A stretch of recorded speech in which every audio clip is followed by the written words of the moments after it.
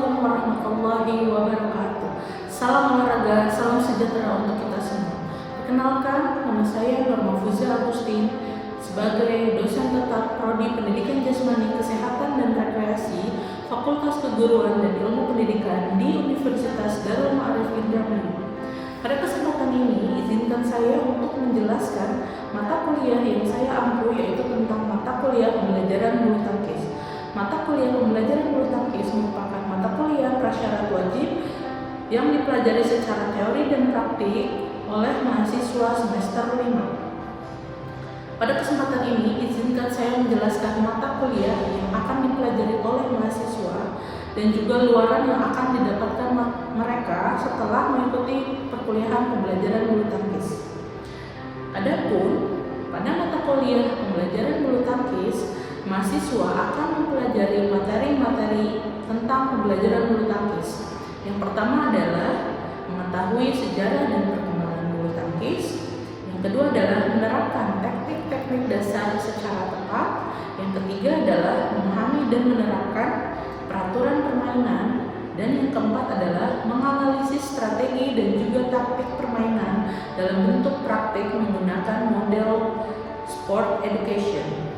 Setelah menyelesaikan mata kuliah ini, mahasiswa diharapkan untuk memahami, mengaplikasikan, dan mengevaluasi ilmu yang mereka dapatkan pada saat perkuliahan materi bulu tangkis, baik secara umum maupun khusus, baik itu untuk olahraga dalam bidang pendidikan, prestasi, maupun kesehatan.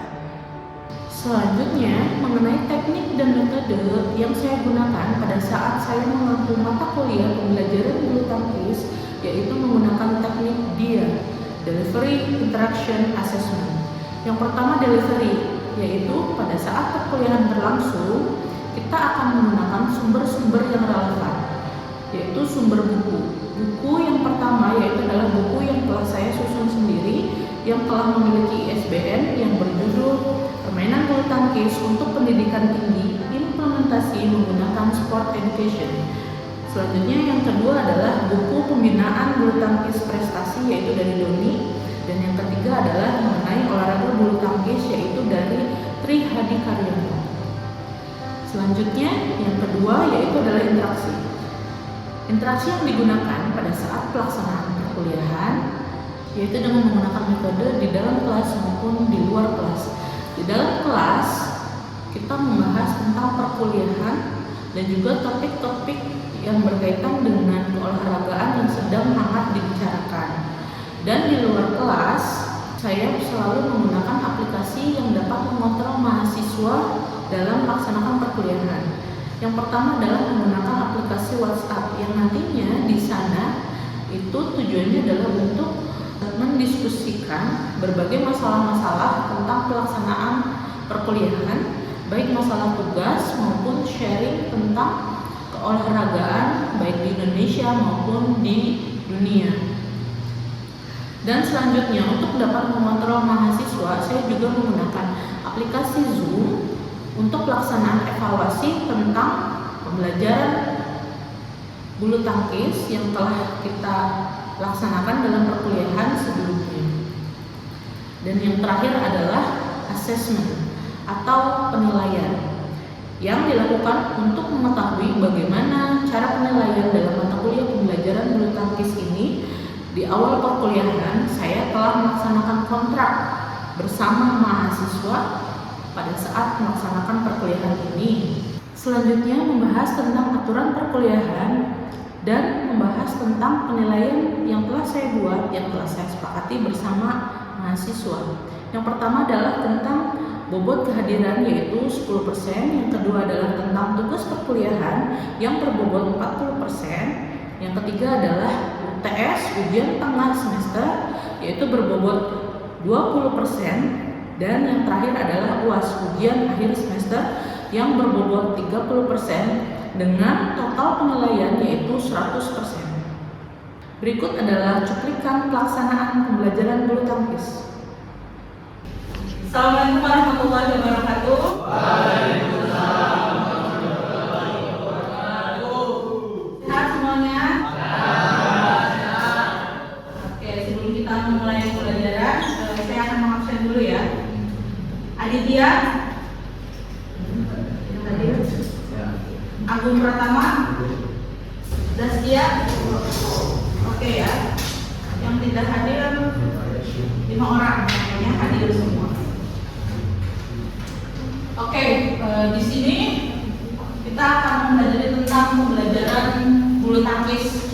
Pembelajaran bulu tangkis itu adalah pembelajaran yang diampu di dalam semester 5 atau semester ganjil. Nah, kemudian pendahuluannya adalah deskripsi mata kuliah pembelajaran bulu tangkis. Pembelajaran bulu tangkis merupakan mata kuliah teori dan juga praktik yang membekali mahasiswa keterampilan dasar, kemudian sejarah, pemahaman taktik, dan penguasaan teknik serta aturan dalam bermain bulu tangkis. Adapun mahasiswa diharapkan nantinya setelah mempelajari pembelajaran bulu tangkis adalah yang pertama menguasai tentang teknik dasar bulu tangkis, kemudian menjelaskan peraturan dan sistem pertandingan bulu tangkis, dan melakukan evaluasi terhadap performa pemain. Selanjutnya capaian pembelajaran di mana mahasiswa dapat yang pertama adalah menjelaskan sejarah dan perkembangan bulu tangkis itu sendiri, kemudian menerapkan teknik-teknik dasar secara tepat, kemudian memahami dan menerapkan peraturan permainan, dan yang terakhir adalah menganalisis strategi permainan dalam bentuk praktik melalui model sport education. Jadi nanti di dalam pembelajaran bulu tangkis, model yang digunakan dalam pembelajaran ini yaitu adalah model sport education yang digabungkan dalam pembelajaran bulu tangkis. Kemudian kita masuk ke dalam pengertian bulu tangkis itu sendiri. Apa sih bulu tangkis? Bulu tangkis adalah olahraga raket yang dimainkan di lapangan yang dipisahkan oleh jaring atau net. Permainan ini dimainkan dengan shuttlecock dan dapat dimainkan secara tunggal maupun ganda. Tujuannya adalah untuk permainan memukul shuttlecock melewati jaring sehingga lawan tidak dapat mengembalikan bola tersebut. Nah, di sini sudah tahu semua tentang bulu tangkis? Sudah pada bisa main bulu tangkis?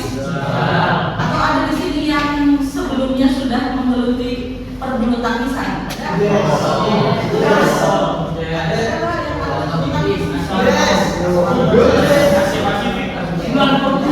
Jadi selama 1 semester ini nanti kita akan belajar tentang pembelajaran bulu tangkis. Nah, kemudian kita masuk ke dalam sejarah bulu tangkis itu sendiri. Bulu tangkis berasal dari India awalnya pada pertengahan tahun 1800-an. Nah, kemudian popularitasnya meningkat ketika perwira tentara Inggris yang ditempatkan di India itu adalah membawa permainan ini ke Inggris. Nah, kemudian masuk ke dalam Inggris, di mana permainan ini disebut badminton atau ada federasi awal yang diresmikan oleh Badminton Association of England. Nah, ini adalah yang pertama kali badminton ada di tahun 1893. Nah, kemudian di Indonesia aktif sejak tahun 1991 melalui PBSI. Atau apa PBSI itu?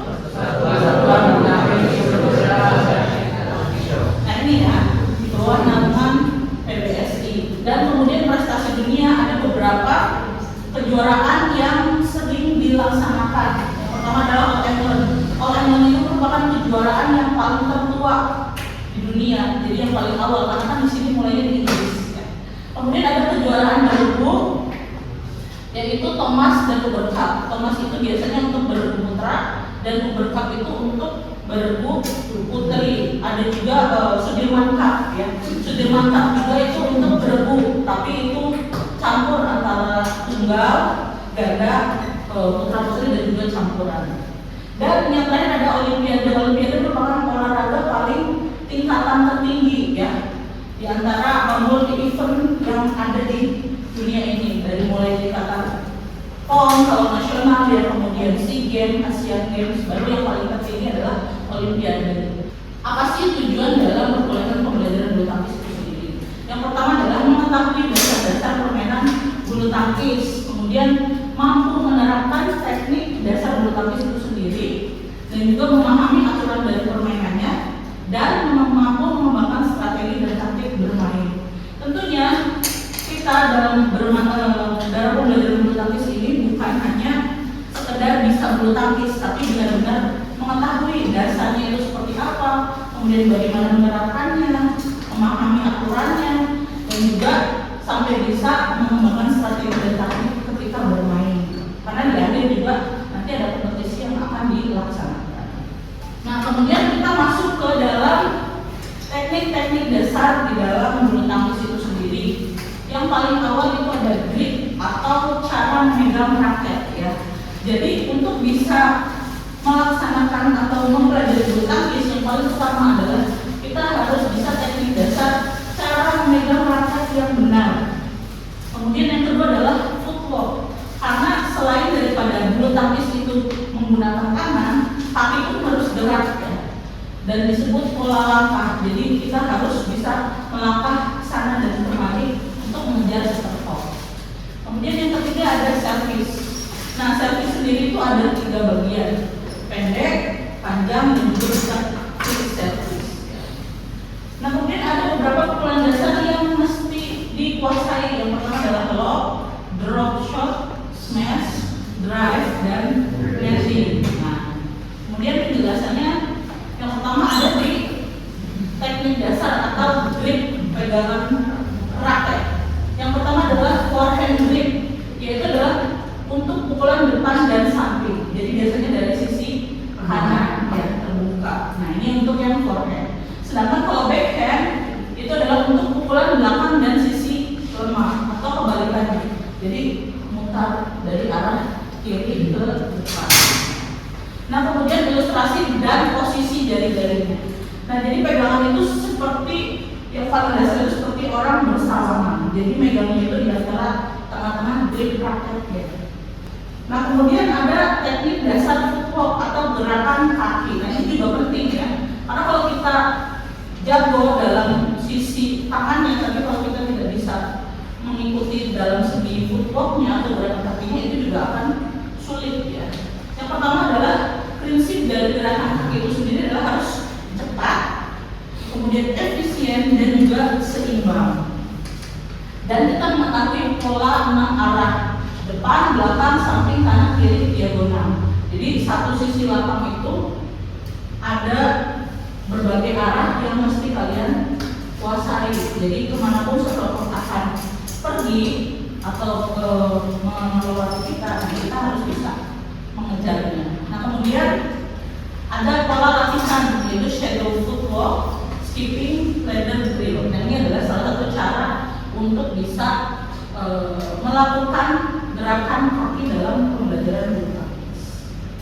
Ya, kemudian, nah ini adalah dasar pukulan-pukulannya yang ada di dalam pembelajaran bulu tangkis. Yang pertama adalah service. Service ada bagian service pendek, panjang, dan quick service. Nah, biasanya kalau pendek itu seringnya digunakan sama pemain apa? Service pendek. Pemain pendek seringnya. Kalau pendek tahu ganda ya. Nah, kalau panjang biasanya untuk pemain tunggal atau yang biasanya sering putri. Tapi sekarang sebenarnya sudah banyak, mau panjang maupun pendek itu bisa digunakan oleh pemain ganda dan tunggal. Dan flip juga biasanya sering digunakan itu oleh pemain ganda. Nah, kemudian ada lob itu pukulan jauh ke belakang ke arah lawan. Jadi dalam satu lapangan bulu tangkis, ketika pukulan lob itu mengarah satu lobnya adalah ke belakang lapangan. Beda dengan drop shot ataupun drive, ini biasanya pukulan lembut dekat dengan net. Jadi sebisa mungkin yang penting nyebrangin net tapi dekat. Sedangkan kalau lob itu nyebrangin tapi paling jauh. Nah, kemudian adalah yang keempat smash, yaitu pukulan keras dan menukik. Nah, ini adalah termasuk pukulan apa? Serangan untuk bisa mematikan lawan. Nah, kemudian ada pukulan yang kelima drive, yaitu pukulan datar cepat. Jadi biasanya dia posisinya datar dan arahnya itu cepat. Dan yang terakhir netting. Nah, permainan dekat dengan net. Ini biasanya juga untuk menipu lawan. Jadi dalam bulu tangkis tentang pukulan itu bukan hanya smash secara mematikan ya, tapi dalam teknik dasar pukulan ini tujuannya adalah yang penting bagaimana kita bisa mematikan lawan dan mengarahkan bola itu ke bagian yang sulit dijangkau oleh lawan sehingga kita mudah untuk mendapatkan poin. Oke, nah selain daripada teknik dasar, kita juga perlu mengetahui aturan permainan di dalam bulu tangkis. Dimulai dari sistem skor. Nah, sistem skor yang digunakan dalam bulu tangkis adalah menggunakan perhitungan atau rally point. Berapa poin akhir dalam satu game bulu tangkis? 21 poin. Jadi lawan yang mendahului paling cepat mendapatkan 21 poin berarti game tersebut dimenangkan oleh pemain tersebut ya. Nah, kemudian yang kedua adalah servis. Servis posisinya di bawah pinggang sesuai posisi poin genap atau ganjil. Jadi di dalam bulu tangkis itu kan ada dua sisi kotak lapang ya, kanan dan kiri. Nah, biasanya itu adalah untuk penanda kalian memulai servis. Bila mana poin awal itu adalah mulai dari 0 ya, berarti mulai dari sisi kanan. Dan bila mana poinnya adalah ganjil, berarti posisinya adalah sebelah kiri. Nah, itu untuk menentukan bagaimana kalian melakukan servis. Kemudian ada fault atau raket menyentuh net atau servisnya salah atau kaki keluar area. Jadi bila mana raketnya menyentuh net atau nyangkut tidak menyeberang net, berarti itu fault. Kemudian servisnya salah, kayak tadi misalnya posisinya nggak di bawah pinggang, nah itu juga termasuk fault. Dan kaki keluar area, misalnya pada saat servis kakinya tidak sengaja melewati garis lapang yang bukan di posisinya, nah itu adalah fault. Nah, kemudian lag, gangguan luar pertandingan. Nah, bisa jadi misalnya pada saat pertandingan ada yang menonton kemudian menyalakan flash dan sebagainya, itu kan gangguan yang salah satunya di luar pertandingan. Nah, kemudian ada juga sistem pertandingan yang tadi sudah dijelaskan. Ada 3 sistem di dalam bulu tangkis pada pertandingannya, yaitu ada tunggal itu terdiri dari tunggal putra dan tunggal putri. Kemudian ganda itu adalah ganda putra dan ganda putri. Kemudian bergu ada tunggal ganda putra putri dan juga campuran. Nah, kemudian setelah kita mengetahui teknik dasar, kemudian ada juga tentang sistem pertandingan, aturannya. Nah, ini adalah strategi dan juga taktik dalam pembelajaran bulu tangkis. Yang pertama adalah posisi bertahan dan juga menyerang. Selain daripada kita harus bisa menyerang, tentunya kita juga harus bisa bertahan. Nah, kemudian ada kombinasi pukulan. Nah, beberapa kombinasi pukulan itu yang tadi sudah kita bahas ya, tentang beberapa pukulan yang bisa digunakan dalam pembelajaran bulu tangkis. Kemudian untuk komunikasi tim, nah ada kan di dalam bulu tangkis itu ganda. Nah, otomatis kalau ganda itu kan yang mainnya bukan 1 orang tapi 2 orang. Nah, maka dari itu perlu adanya komunikasi yang dilakukan oleh tim sehingga dalam komunikasi tersebut terjalin dengan baik sehingga kita bisa sama-sama mengatur strategi dan taktik dengan tepat. Nah, kemudian selain daripada itu kita juga bisa menganalisis lawan. Nah, bagaimana sih pola permainan yang sebelumnya kita pernah lihat atau kita pernah tonton video sebelumnya. Nah, ini adalah tujuannya untuk menganalisis lawan sehingga kita punya strategi dan taktik yang tepat. Oke, lanjut lagi. Nah, peralatan dan juga fasilitas. Yang pertama adalah raket ya. Raket ini adalah alat utama yang bisa kita gunakan dalam belajar bulu tangkis. Terbuat dari bahan grafit, karbon. Nah, karena ini adalah penting untuk keseimbangan pada saat bermain. Kemudian yang kedua, selain raket, yaitu ada shuttlecock. Shuttlecock itu terbuatnya dari apa? Dari bulu tangkis. Nah, bahannya sintetis, ukurannya adalah 4,7 sampai 5,5 gram. Nah, selain dari raket, kemudian shuttlecock, yang ketiga adalah lapangan. Ukurannya adalah 13,4 meter dan kali 61 meter.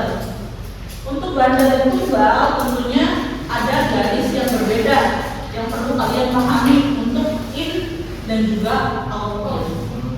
Nah, kemudian ada net tingginya kurang lebih 1,5 meter di sisi dan kemudian 1,524 meter di tengahnya.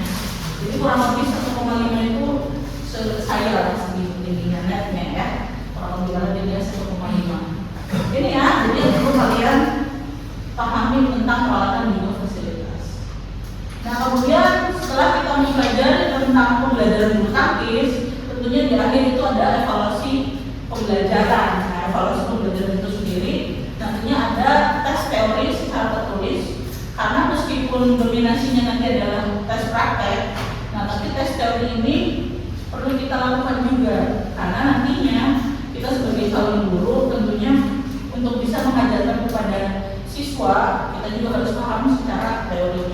Nah, kemudian ada tes praktik dan juga observasi pertandingan internal. Nanti di akhir kita buat kompetisi di dalam permainan bulu tangkis yang nanti kita mulai dengan sport education, modul pembelajaran sport education. Oke, lanjut. Nah, setelah kita mempelajari tentang bagian dari bulu tangkis, nanti dalam pembelajaran bulu tangkis yang akan kita lakukan selama 1 semester ini, kita akan menggunakan sport education. Apa sih sport education? Sebelumnya udah pernah mempelajari ini belum? Udah ya, udah pernah ada ya, di beberapa mata kuliah lainnya juga menerapkan sport education. Jadi di dalam SE itu sendiri tujuannya adalah nantinya kalian memiliki berbagai peran yang nantinya terlibat di dalam suatu aktivitas olahraga atau kompetisi olahraga tersebut. Ya. Jadi salah satunya ya dalam bulu tangkis juga bisa melaksanakan model sport education. Nah, apa sih tujuan daripada sport education itu sendiri? Tujuan dari SE yang dipadukan dengan kompetensi yang diharapkan setelah mahasiswa mengikuti pembelajaran, yaitu harapannya adalah dapat terpenuhinya kompetensi dalam aspek kognitif, afektif, dan juga psikomotor. Jadi ketiga hal ini nantinya akan kalian dapatkan ketika sport education ini diterapkan dalam pembelajaran bulu tangkis. SE mempromosikan hasil belajar siswa yang melintasi ketiga domain pembelajaran utama, yaitu ini ya, ketiga itu termasuknya kognitif, afektif, dan juga psikomotor. Nah, di mana keterampilan dan pengetahuan olahraga berkaitan kepada kemampuan untuk membedakan dan menjalankan gerakan strategis yang terampil. Nah, kemudian psikomotor dengan dukungan kognitif yang juga kuat. Ini adalah tujuan daripada sport education itu sendiri. Jadi nanti kalian bisa melakukan berbagai peran yang nantinya dibagi dalam suatu kompetisi yang nantinya akan dilaksanakan. Nah, ada tim dan peran mahasiswa dalam sport education menggunakan permainan bulu tangkis.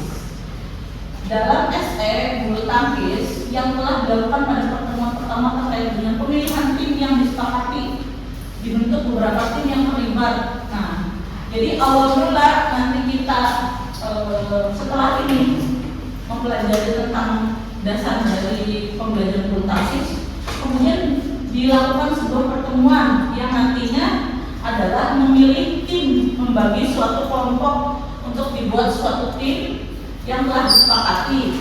Nah, kemudian di dalam suatu tim tersebut nantinya dibagi beberapa peran yang sudah direkomendasikan. Yang pertama adalah pelatih, manajer, pemain, wasit, pencatat pertandingan, dan juga publikasi. Oke, yang pertama itu adalah tugas pelatih. Tugas pelatih dalam SE bulu tangkis sesuai dengan kontrak yang tertuang dalam kontrak peran, yaitu adalah menjalankan program latihan yang telah disusun. Jadi nantinya pelatih itu tugasnya adalah menyusun program latihan yang nantinya akan diterapkan kepada para pemainnya atau di dalam suatu timnya.